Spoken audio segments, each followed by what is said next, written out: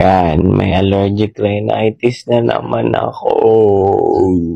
Ito lang ginagamit kong remedy. Hong Tai Herbal Inhaler from Thailand. Mabawasan yung pangangati ng ilong ko dahil sa allergic rhinitis.